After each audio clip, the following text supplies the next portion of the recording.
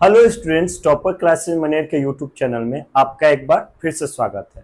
आज के इस वीडियो में हम लोग क्लास 12 के फिजिक्स के सब्जेक्टिव प्रश्न जो 2 मार्क्स के आते हैं उनके बारे में देखने वाले हैं। ये एग्जाम के दृष्टिकोण से चुने गए बहुत ही महत्वपूर्ण प्रश्न हैं, तो इन प्रश्नों को ध्यान से देखिएगा। अगर आपको ये याद ना हो तो उसे नोट कर लें या फिर स्क्रीनशॉट भी ले सकते हैं। ठीक है, ये वीडियो कई पार्ट्स में आएगा, यानी एक लंबा सीरीज चलने वाला है, तो ये इस सीरीज का पहला पार्ट है। चलिए आज के इस वीडियो को हम लोग शुरू करते हैं। चलिए, क्वेश्चन क्या है पढ़िए। आवेश के क्वांटीकरण से आप क्या समझते हैं? पढ़े होंगे और आप लोग पहला चैप्टर जब पढ़ रहे थे तो हम लोग पढ़े हैं कि आवेश के क्वांटीकरण से आप क्या समझते हैं, यानी विद्युत आवेश का क्वांटीकरण क्या है। क्या पूछा जा रहा है? क्वांटीकरण, यानी कि what do you mean by quantization of charge. ठीक है, अभी हम लोग इलेक्ट्रोस्टैटिक के बारे में देख रहे हैं। इलेक्ट्रोस्टैटिक का ये पार्ट 1 है। इसमें हम लोग 1-2 वीडियो में इलेक्ट्रोस्टैटिक को कवर करेंगे, फिर अगले चैप्टर को धीरे धीरे आगे की ओर बढ़ते जाएंगे। ये 2 मार्क्स का एक लंबा सीरीज चलने वाला है। चलिए देखते हैं विद्युत आवेश का क्वांटीकरण क्या है। आवेश का क्वांटीकरण क्या है भाई? विद्युत आवेश का वह गुण, ये आवेश का क्या है? गुण है, जिसके कारण इसे अनिश्चित रूप में नहीं बांटा जा सकता। विद्युत आवेश का क्या है? ये गुण है जिसके कारण हम लोग आवेश को किस रूप में नहीं बांट सकते? अनिश्चित रूप में, यानी जब भी इसको बांटेंगे तो निश्चित रूप में बांट सकते हैं, अनिश्चित में नहीं बंटने देगा। ठीक है, तथा आवेश सदैव इलेक्ट्रॉन के पूर्ण गुणज के रूप में पाया जाएगा। आवेश हमेशा किस रूप में होगा? Q बराबर एन फॉर्मूला पर है ना, यानी n क्या होता है? n मतलब पूर्णांक संख्या होता है ना, यानी ये हमेशा क्या होगा? इलेक्ट्रॉन के पूर्ण गुणज के रूप में, मतलब 1 इलेक्ट्रॉन, 2 इलेक्ट्रॉन, 3 इलेक्ट्रॉन, ऐसे ऐसे। कभी ऐसा नहीं हो सकता कि 1.2 इलेक्ट्रॉन, 1.3 इलेक्ट्रॉन, ऐसा संभव नहीं है। यह सदैव किस रूप में पाया जाएगा? इलेक्ट्रॉन के पूर्ण गुणज के रूप में पाया जाएगा। ठीक है, आवेश के इसी गुण को हम लोग क्या कहते हैं? क्वांटीकरण कहते हैं। क्या कहते हैं? क्वांटीकरण। फिर से देखिए, विद्युत आवेश का वह गुण जिसके कारण हम लोग इसको किस रूप में नहीं बांट सकते? अनिश्चित रूप में नहीं बांट सकते। तथा आवेश सदैव इलेक्ट्रॉन के किस रूप में पाया जाता है? पूर्ण गुणज, यानी हमेशा इलेक्ट्रॉन के पूरा वैल्यू के रूप में पाया जाता है। उसे ही हम लोग क्या कहते हैं? क्वांटीकरण कहते हैं। क्लियर है? नोट कर लीजिए अगर आपको याद नहीं है तो। What do you mean by quantization of charge? तो क्या होगा definition? The property of charge by which it can only be distributed in the definite form always found in the terms of integer multiple of electron। यानी आवेश का ऐसा property जिसकी वजह से हम लोग इसको केवल और केवल किस फॉर्म में डिस्ट्रीब्यूट कर सकते हैं? डेफिनिट फॉर्म में। और ये ऑलवेज किसके मल्टीपल के फॉर्म में होता है? इंटीजर ऑफ इलेक्ट्रॉन के मल्टीपल के फॉर्म में पाया जाता है। आवेश का यही गुण, यानी यही प्रॉपर्टी चार्ज का क्या कहलाता है? क्वांटाइजेशन ऑफ चार्ज कहलाता है। यानी कहने का मतलब है कि अगर आप लोग देखेंगे चार्ज का वैल्यू तो 1 कूलम, 2 कूलम, 3 कूलम पॉसिबल है, या फिर 1.6 इंटू 10⁻19, 3.2 इंटू 10⁻19, ये भी पॉसिबल है। लेकिन चार्ज का ये वैल्यू 4.2 कूलम, 5.3 कूलम, ये सब वैल्यूज पॉसिबल नहीं है। ठीक है, और ऐसा किस वजह से हो रहा है? क्योंकि चार्ज के अंदर कौन सा प्रॉपर्टी होता है जी? क्वांटाइजेशन का प्रॉपर्टी होता है। क्लियर है? आपको कमेंट में बताना है क्वांटा का मतलब क्या होता है। आखिर क्वांटाइजेशन है तो क्वांटा का मतलब क्या होता है? क्लियर है ना? चलिए अगले प्रश्न की ओर आते हैं। अगला प्रश्न क्या है हमारा? विभव प्रवणता किसे कहते हैं? What do you mean by potential gradient? Potential gradient क्या होता है जी? तो देखिए डिफिनेशन क्या होगा? दूरी के साथ विभव में परिवर्तन की दर को क्या कहते हैं? विभव प्रवणता कहते हैं। दूरी के साथ विभव में परिवर्तन की दर, दूरी बदले और उसमें विभव में परिवर्तन का जो दर होगा, चेंज होगा, चेंज का रेट होगा, उसी को क्या कहेंगे? विभव प्रवणता। फॉर्मूला क्या होता है इसका? E बराबर माइनस dV बटा में dr, जहां E का मतलब विभव प्रवणता है, V मतलब क्या है? विभव है, और R मतलब क्या है? दूरी है। क्लियर है ना? आगे देखिए, इसका SI मात्रक न्यूटन पर कूलम या फिर वोल्ट पर मीटर भी होता है। विभव प्रवणता का SI मात्रक क्या होता है? न्यूटन पर कूलम या वोल्ट पर मीटर। क्लियर है? इंग्लिश में क्या होगा? The rate of change of potential. Potential कौन सा? इलेक्ट्रिक पोटेंशियल, ये भी याद रखिएगा, electric potential with respect of distance, distance के रेस्पेक्ट में इलेक्ट्रिक पोटेंशियल के चेंज का जो रेट होगा उसी रेट को क्या कहते हैं, पोटेंशियल ग्रेडियंट कहते हैं। क्लियर है, क्या कहते हैं, पोटेंशियल ग्रेडियंट। और इसका फॉर्मूला क्या होता है, E equal to minus dV upon में dr। क्लियर है, फॉर्मूला क्या होता है, E equal to minus dV upon में dr, जहां पे इसका ऐसा यूनिट क्या होता है, न्यूटन पर कूलम और वोल्ट पर मीटर। क्लियर है, याद रखना इसका ऐसा यूनिट क्या है, न्यूटन पर कूलम भी हो सकता है, वोल्ट पर मीटर भी। आपको कमेंट बॉक्स में इसका डायमेंशन बताना है। अगर आपको डायमेंशन नहीं याद है तो याद रखिएगा, इसका डायमेंशन जस्ट सिमिलर होता है किसके, इलेक्ट्रिक फील्ड इंटेंसिटी यानी विद्युत तीव्रता के। आपको बताना है जल्दी से, ठीक है। आगे की ओर बढ़ते हैं। वैद्युत द्विध्रुव आघूर्ण क्या है, what is electric dipole moment. ये अच्छा क्वेश्चन है, एग्जाम में आ सकता है, ठीक है। किसी द्विध्रुव की कुल लंबाई, एक डाइपोल बना लेते हैं, ये देखिए ये एक डाइपोल बना, यहाँ पे एक पॉइंट, यहाँ पे ये एक ए हो गया, ये पॉइंट बी हो गया, यहाँ का चार्ज माइनस क्यू, यहाँ का चार्ज प्लस क्यू, और दोनों के बीच का गैपिंग क्या मान लिया, 2b, ठीक है।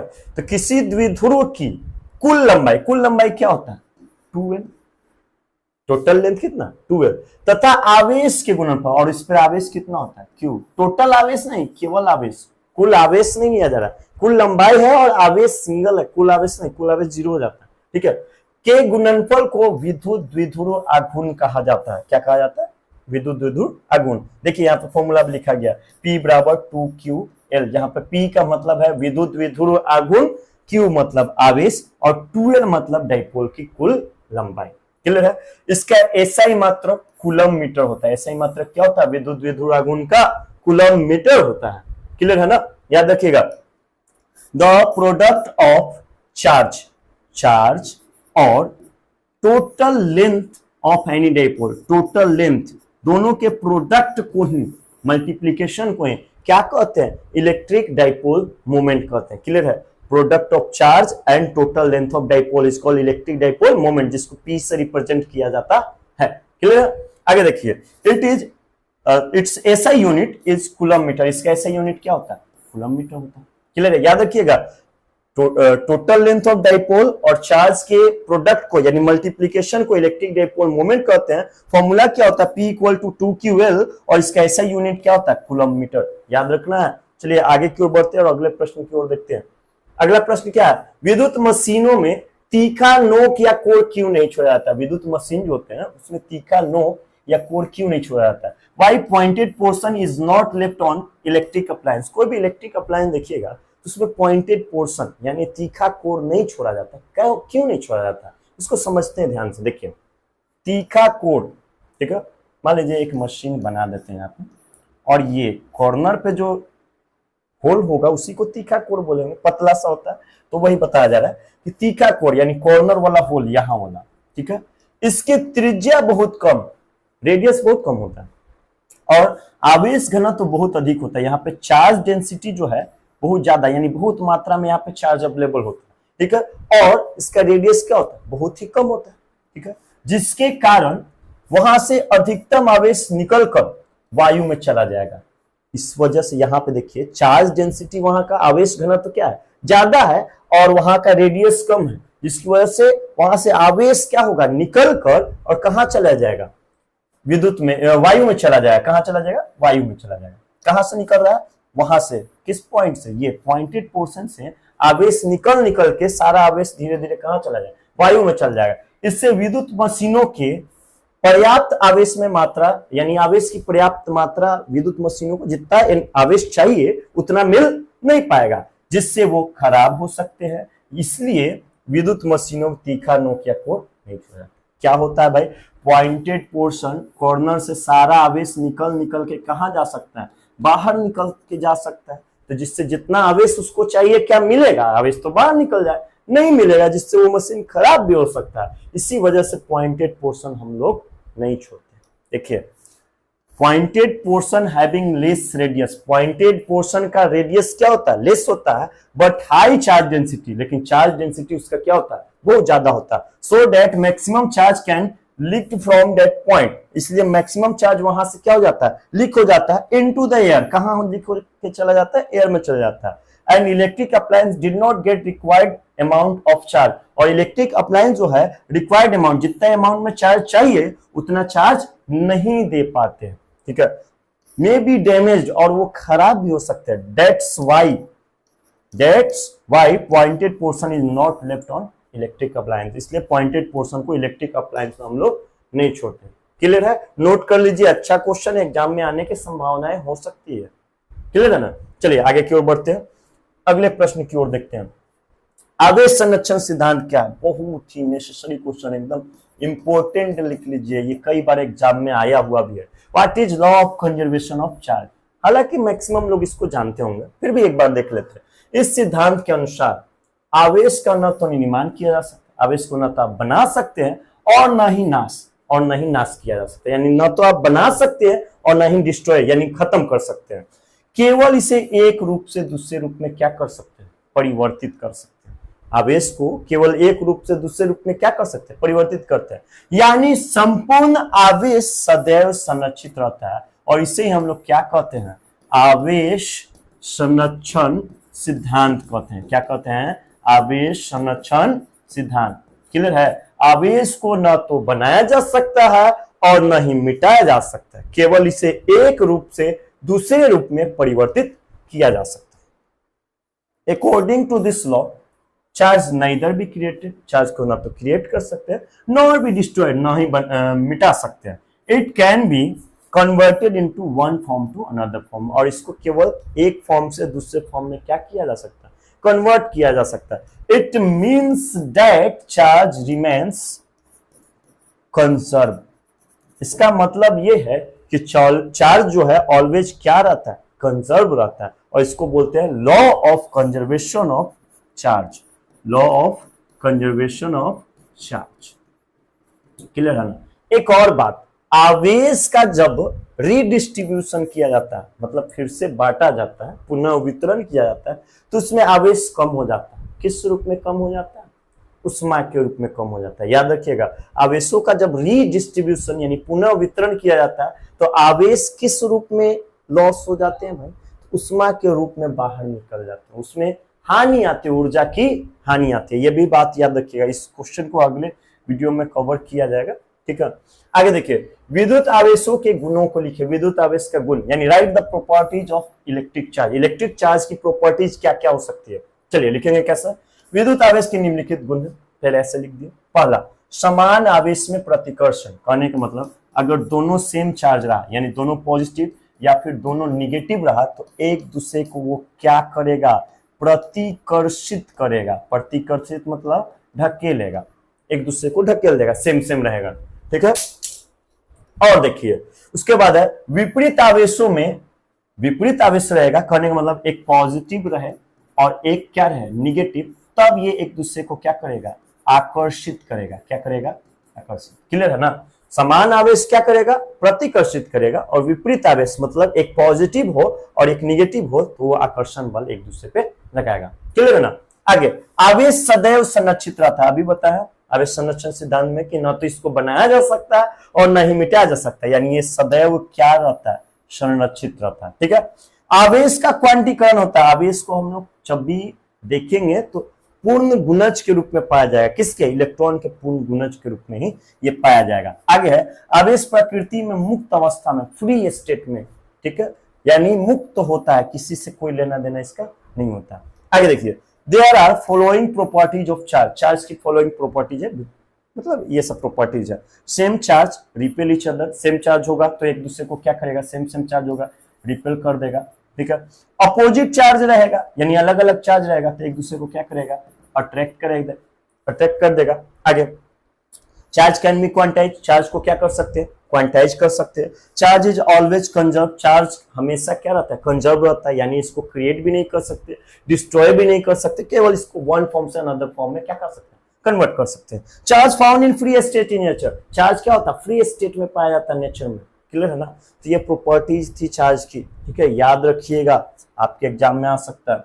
चलिए अगले प्रश्न की ओर आते हैं। पृष्ठीय आवेश घनत्व से आप क्या समझते हैं, ठीक है, what do you mean by surface charge density? Surface charge density क्या है?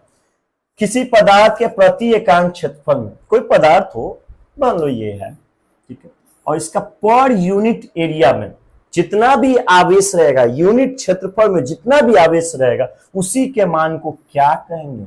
पृष्ठीय आवेश घनत्व कहेंगे। ठीक है, यानी सिग्मा बराबर क्यू बाई ए। पृष्ठीय आवेश घनत्व को क्या से रिप्रेजेंट करते हैं? सिग्मा से सूचित करते हैं। फॉर्मूला क्या होता है? क्यू बटा में ए, जहां पे क्यू का मतलब क्या है? आवेश है, और ए का मतलब क्या है?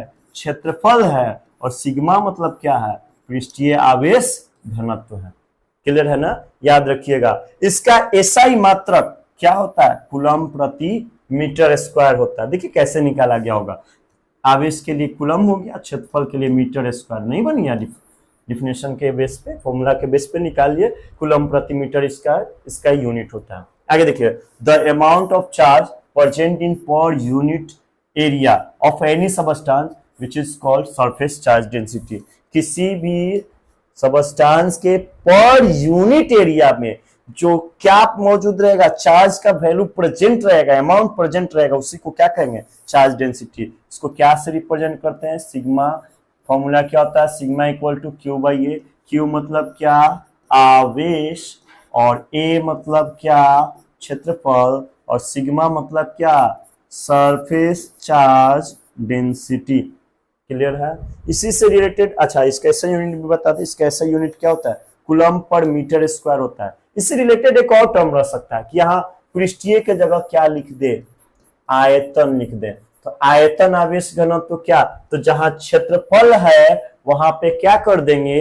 आयतन कर देंगे। क्या डिफरेंशिएशन हो रहा है? किसी पदार्थ के प्रति एकांक आयतन में मौजूद आवेश के मान को आयतन आवेश घनत्व कहा जाता है, और इसका रिप्रेजेंटेशन क्या से कर देंगे? रो इक्वल टू क्यू बटा में भी। रो मतलब आयतन आवेश घनत्व, और भी मतलब यहाँ क्या हो जाएगा?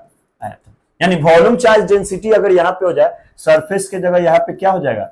Volume charge density. तो क्या डिफिनेशन हो जाएगा?